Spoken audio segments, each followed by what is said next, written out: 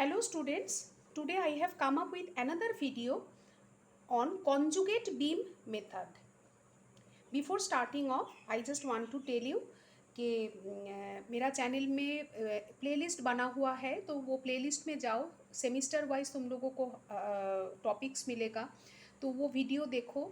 अगर अच्छा लगता है तो लाइक करो और फ्रेंड्स के साथ शेयर करो, and also subscribe my channel and put your comments in the comment box. तुम लोग अगर कमेंट डालते हो कि नहीं मैडम आपका पढ़ाना हमको अच्छा लग रहा है, we are enjoying your lecture, आप ये टॉपिक के ऊपर वीडियो डालिए, हमको इसके ऊपर और वीडियो चाहिए, तो ये सब मेरे को मोटिवेट करता है कि मैं भी इसके ऊपर और भी काम करूं और मैं भी और भी बेहतरीन बेहतरीन वीडियो तुम लोगों के लिए बनाऊं। सो आज का टॉपिक है कॉन्जुगेट बीम मेथड, तो इसको चालू करते हैं। तो कॉन्जुगेट बीम मेथड से हम लोग क्या निकालते हैं? कॉन्जुगेट बीम मेथड से हम लोग slope and deflection of a beam निकाल सकते हैं। इसके पहले मैंने मेरा और एक वीडियो बनाया था मैकाउलिस मेथड से कैसे स्लोप एंड डिफ्लेक्शन निकालते हैं, तो उसका लिंक भी डिस्क्रिप्शन बॉक्स में दिया हुआ है, तो वो वीडियो भी देखो मैकाउलिस मेथड से कैसे करते हैं। आज हम लोग दूसरा मेथड सीख रहे हैं कंजुगेट बीम मेथड, तो इससे भी हम लोग क्या करेंगे, slope and deflection of a beam at any point we can find it out. तो ये यूज़फुल कब रहता है, कब हम लोग कॉन्जुगेट बीम मेथड यूज़ करते हैं? तो कॉन्जुगेट बीम मेथड यूज़फुल होता है जब flexural rigidity E I is not uniform throughout the length of the beam. तो what is flexural rigidity? That is the product of moment of inertia as well into the moment of inertia and the modulus of elasticity. तो modulus of elasticity is E and the moment of inertia is I. इसका product को flexural rigidity बोलते हैं। तो ये flexural rigidity अगर uniform नहीं रहा बीम के लेंथ के थ्रू, तो हम लोग कॉन्जुगेट बीम यूज़ करते हैं। एक बार हम लोग एक प्रॉब्लम चालू करते हैं ना, न्यूमेरिकल प्रॉब्लम चालू करते हैं, तो ये पॉइंट क्लियर हो जाएगा कि इसका मतलब क्या है। मैं डायग्राम के ज़रिए मैं समझाती हूँ। फिर फिर इसका मेथड क्या है, कैसे करना है? तो हम लोग इधर क्या करते हैं ना, कॉन्जुगेट बीम मेथड में एक इमेजिनरी बीम हम लोग ड्रॉ करते हैं। व्हाट? अ वर्चुअल और इमेजिनरी बीम हम लोग ड्रॉ करते हैं। कैसे ड्रॉ करते हैं? M by E I as the load diagram. M by E I, what is M? M is the bending moment diagram, E I is the flexural rigidity. तो M by E I load diagram से as a load diagram बनाते हैं। तो सबसे पहले ये problem अगर जब हम लोगों को देंगे कोई एक बीम कि आप इसका slope and deflection at this point निकालो, तो सबसे पहले हम लोग क्या करेंगे, हम लोग बेंडिंग मोमेंट डायग्राम ड्रॉ करेंगे। फिर बेंडिंग मोमेंट डायग्राम से M by E I diagram draw करेंगे। What is E I? E I is the flexural rigidity. और ये मेथड खास करके कहाँ पे यूज होता है? जहाँ पे ई आई अलग अलग होता है बीम के लेंथ के थ्रू, कहीं पे ई आई, कहीं पे 2 ई आई, कहीं पे 4 ई आई, कहीं पे 1/5 ई आई, जो भी है, तो ऐसे अलग होते हैं, तब हम लोग ये बीम यूज़ करते हैं। ठीक है, तो अभी देखते हैं कि कैसे हम लोग मतलब इसको कोरिलेट कैसे करते हैं। मान लो अगर जो गिवन बीम है, गिवन बीम के लिए हम लोग अगर स्लोप एट एनी सेक्शन अगर हम लोग निकालते हैं, तो that corresponds to the conjugate beam में shear force at the corresponding section. मतलब शियर फोर्स जो है वो स्लोप के साथ करते हैं, बेंडिंग मोमेंट जो है वो डिफ्लेक्शन के साथ कनेक्ट करस्पॉन्ड करते हैं। सॉरी, लोडिंग डायग्राम जो है वो M by E I diagram के साथ करस्पॉन्ड करते हैं। और अगर बेंडिंग मोमेंट डायग्राम पॉजिटिव रहा, मतलब सैगिंग रहा, तो M by E I diagram भी पॉजिटिव होता है, पर लोडिंग डाउनवर्ड होता है। ठीक है, तो अभी ये देखो, अभी ये जो एक टेबल है, ये टेबल भी देख लेते हैं। ये टेबल मैंने तो वो मैकाउलिस मेथड में भी मैंने डिस्कस किया था, तो दिस इज़ वेरी कॉमन, तो उधर में भी मैंने बताया था। इधर और एक बार देख लो, ये क्या है? ये रोलर सपोर्ट है। ठीक है, रोलर सपोर्ट के लिए स्लोप एग्जिस्ट करते हैं, slope exist, but deflection does not exist. अगर समझ में नहीं आ रहा है कि इसका मतलब क्या है, जैसे मैं समझा देती हूँ। ये रोलर सपोर्ट है, बराबर, देखो ये रोलर सपोर्ट है ना, इधर मान लो ऐसे। तो अगर ये सिंपली सपोर्टेड बीम है, इसको अगर डिफ्लेक्शन होता है, तो डिफ्लेक्शन ऐसा ऐसा तरीके से होगा, right? What is slope? Slope is this.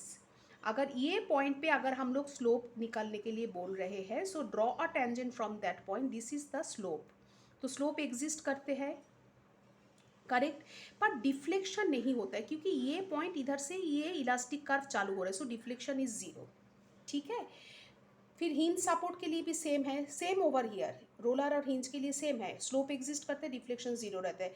Fixed and कैसा रहता है? Fixed and is like this way, this is fixed and में क्या रहता है? स्लोप डिफ्लेक्शन दोनों ही, क्योंकि इलास्टिक कर्व ऐसे बनता है तो इधर ना ही स्लोप रहता है ना ही डिफ्लेक्शन रहता है।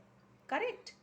और ये क्या है? ये है फ्री एंड। फ्री एंड में क्या है? देखो, फ्री एंड पे स्लोप भी रहता है, इधर टेंजेंट ड्रॉ करो, स्लोप भी रहता है, डिफ्लेक्शन तो डेफिनेटली रहते हैं। ठीक है, तो ये भी तुम लोगों को समझना होगा।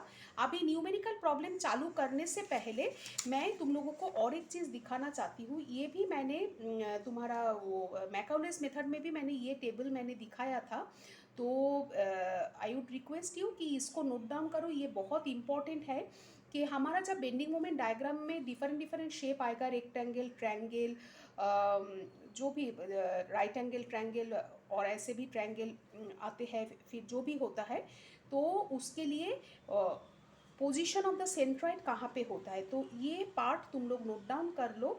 तो खास करके ये पार्ट देखो, मैं ये समझा देती हूँ क्योंकि अभी मैं जो प्रॉब्लम लेने वाली हूँ ना, उधर ये ट्रायंगल काम में आने वाला है। ट्रायंगल के लिए, राइट एंगल ट्रायंगल के लिए सेंट्रॉइड कहाँ पे रहते हैं? राइट एंगल ट्रायंगल के लिए सेंट्रॉइड रहता है, ये हमेशा ऐसा याद रखना। देखो, दिस इज 90 डिग्री, राइट? तो 90 डिग्री से b/3 में रहता है। दिस इज फ्रॉम, मान लो ये पॉइंट हम लोग अगर ए बोलते हैं, सो this is from A, is it okay? ये पॉइंट को अगर बी बोलते हैं तो बी, तो 90 डिग्री से b/3 में रहते हैं, तो अगर ये पॉइंट से देखा जाए तो it will be 2b/3 from B. Is it clear? ये 3 पॉइंट को थोड़ा ध्यान में रखो, हमेशा याद रखना। राइट एंगल ट्रायंगल के केस में 90 डिग्री से b/3, length 1/3 of the length centroid lie करते, तो दूसरा पॉइंट से दूसरी तरफ से कितना होगा? b - b/3, that is 2b/3। ठीक है, तो चलो अभी एक प्रॉब्लम चालू करते हैं। ये प्रॉब्लम सबसे पहले नोट डाउन कर लो। ये जो प्रॉब्लम है, ये प्रॉब्लम नोट डाउन कर लो। जैसे मैंने बताया था लास्ट इसमें अभी थोड़ी देर पहले कि EI डिफरेंट होता है, फ्लेक्शनल रिजिडिटी डिफरेंट होता है। अभी फ्लेक्शनल रिजिडिटी कैसे डिफरेंट हो सकता है? Because they are moment of inertia are different. Modulus of elasticity, modulus of elasticity can be same because if it is of a same material, but moment of inertia can be different. ठीक है, so this is the problem. और देखो, question इधर लिखा हुआ है, so please write down the question. Find slope at A and deflection at C. E is given as 200 kilonewton per millimeter square. Moment of inertia is given as 1.25 into 10⁹ millimeter to the power 4. Question क्या है हम लोगों ने note down कर लिया। ठीक है, अभी चालू करते हैं। सबसे पहले मैंने क्या बोला था कि जो भी बीम देते हैं उसको कॉन्जुगेट बीम मेथड से सॉल्व करने के लिए सबसे पहले हमको BMD ड्रॉ करना पड़ता है। तो BMD से हमको वो M का वैल्यू मिल जाता है, M का वैल्यू मिलेगा, फिर M/EI भी हम लोग ड्रॉ कर सकते हैं, right? So find out the value of the maximum bending moment. अभी देखो, दिस इज द बेसिक। तो इसके लिए हम लोगों को क्या करना पड़ेगा? So this is a point load over here, so इसका BMD कैसे बनेगा? ऐसा बनेगा। ये अगर मालूम नहीं है कि कैसे बनते हैं तो please see my video on SFD and BMD, उसका लिंक भी मैंने डिस्क्रिप्शन बॉक्स में दिया है, तो वो जाके वो बेसिक वीडियो पहले देख लो। ठीक है, तो this is the bending moment diagram. और ये जो पॉइंट है इसका maximum, this is the maximum bending moment, उसका वैल्यू कैसे निकालेंगे? उसका वैल्यू कैसे रहता है मालूम है? इफ़ दिस इज, इसको अगर हम लोग W ले लेते हैं ना, तो M max का वैल्यू रहता है WAB/L। A अगर इसको बोलते हैं, B अगर इसको बोलते हैं, और total length is equal to 9 metre ना, 3 मीटर और 6 मीटर, तो कितना होगा? 9 मीटर होगा। समझ में आया? So this is WAB/L। W क्या है? 120 इंटू 6 इंटू 3 डिवाइडेड बाई 9, सो 240 हो गया। 240 किलोन्यूटन मीटर। समझ में आया?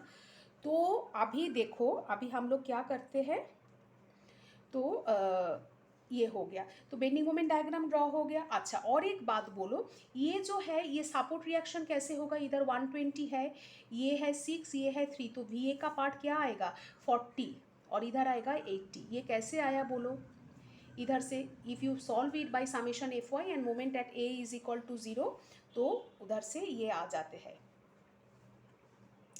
ठीक है, तो ये हो गया, मतलब इसको ऐसा भी वी ए को ऐसे भी हम लोग निकल सकते हैं डायरेक्ट। ये जो W है ना, W into B by L, B का वैल्यू क्या है 3, इसका वैल्यू क्या है 9, तो नीचे 3 आ गया ना, 3 और 9 3, सो 3 इंटू 120/3 सो 40।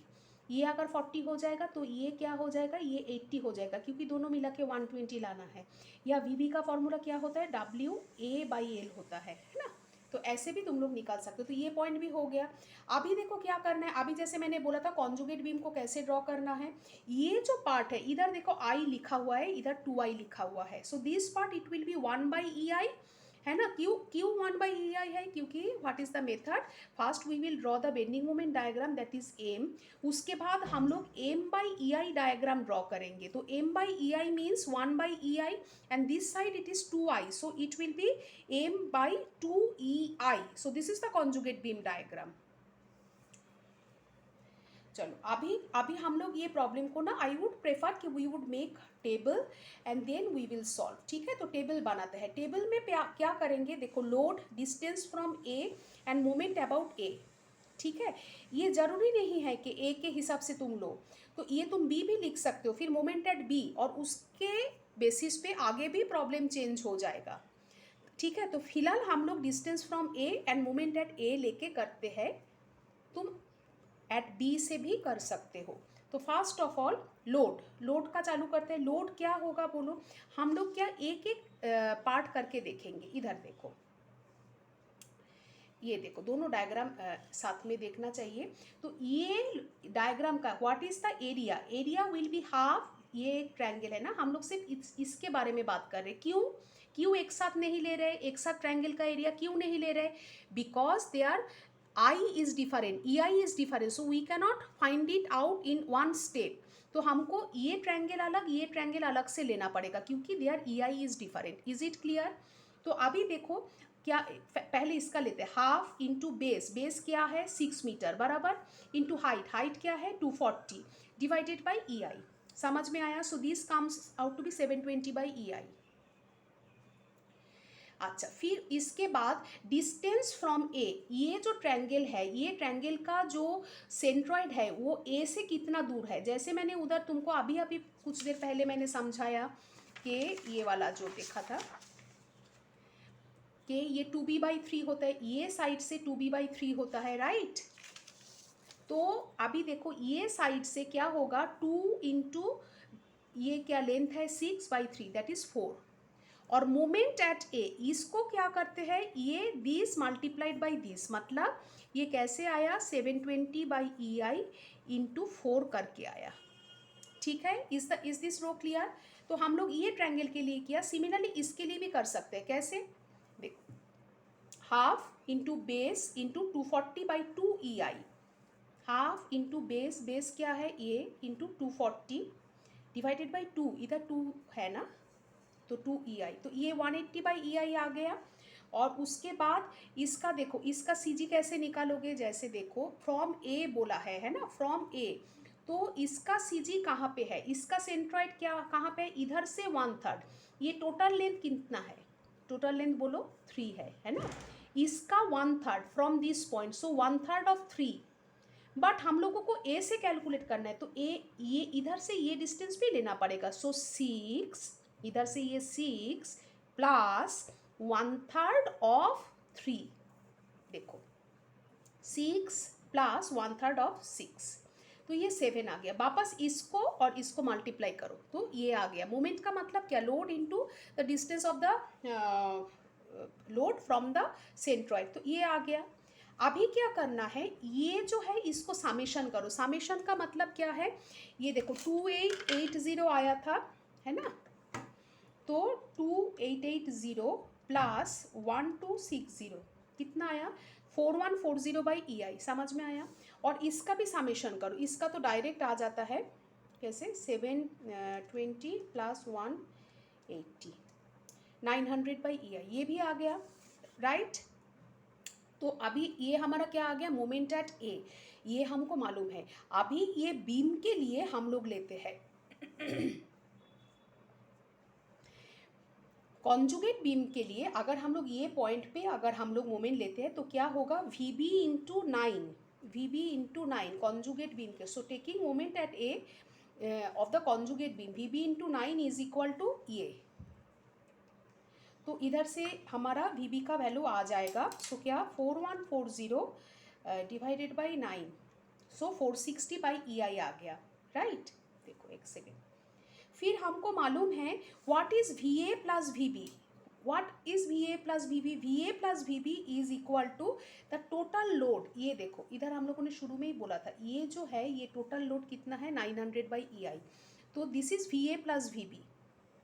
तो वी बी का वैल्यू पुट करो 460 है ना, वी बी का वैल्यू 460 पुट करो, so V A will be 900 minus 460, 900 minus 460 is equal to 440 आ गया, राइट।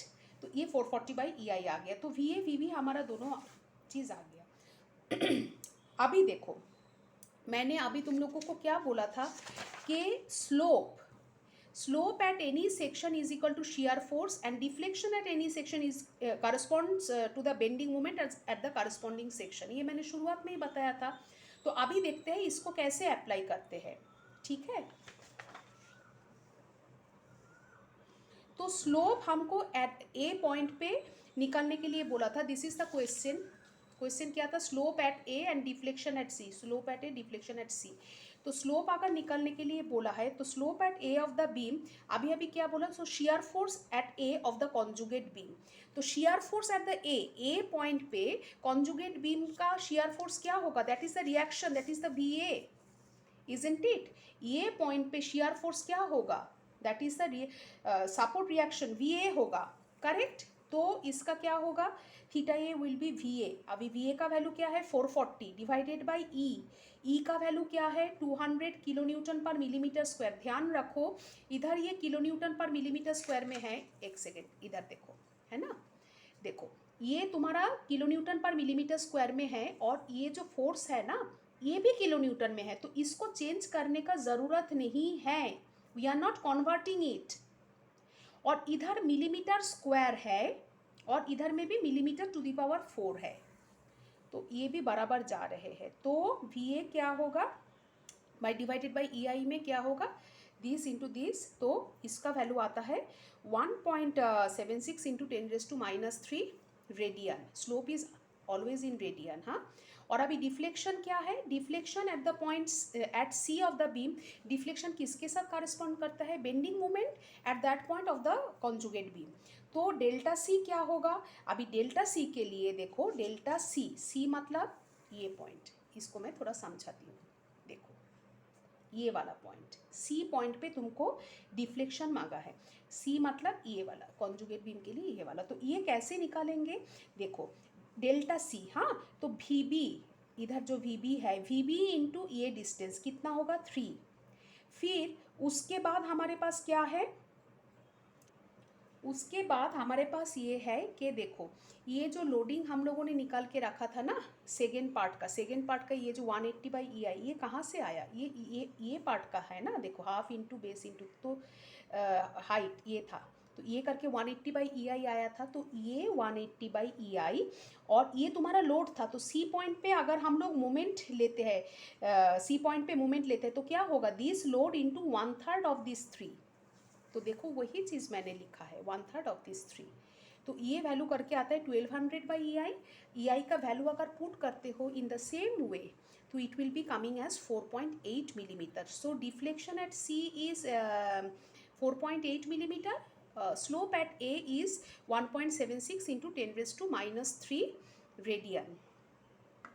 तो आई होप तुम लोगों को ये समझ में आया होगा। अगर कुछ भी डाउट आता है कमेंट सेक्शन में लिखो। मैं ऑनलाइन ट्यूशन्स भी लेती हूँ, मेरे साथ आवर्ली बेसिस पे भी बैठ सकते हो, पूरा कोर्स के लिए मेरे साथ डिस्कस कर सकते हो, पार्टिकुलर एक टॉपिक के लिए भी बैठ सकते हो। There are various options available. मेरा ईमेल आईडी दिया है, मेरा फ़ोन नंबर दिया है, उधर मेरे को व्हाट्सएप कर सकते हो, मेरे साथ कांटेक्ट कर सकते हो। और अगर अच्छा लगता है 2 शब्द उधर कमेंट्स बॉक्स में डालो। प्लीज़ डू नॉट मेल और क्या बोलते हैं, मेरे को पर्सनली व्हाट्सएप में मत लिखो कि मैडम बहुत अच्छा लग रहा है वीडियो। इधर कमेंट बॉक्स में लिखोगे तो मेरे को वो और भी ज़्यादा अच्छा लगेगा। सो जो भी कमेंट है, डाउट है, प्लीज़ कमेंट बॉक्स में डालो, फ्रेंड्स के साथ शेयर करो, और कौन सा टॉपिक के ऊपर वीडियो देखना पसंद कर रहे हो वो भी बताओ। और मेरा बाकी जो प्लेलिस्ट है उधर जाके भी तुम लोग काफ़ी सारा टॉपिक देख सकते हो। करीबन 120 के आसपास मेरा वीडियो अपलोड हो गया है। तो please go and serve the channel, and happy learning.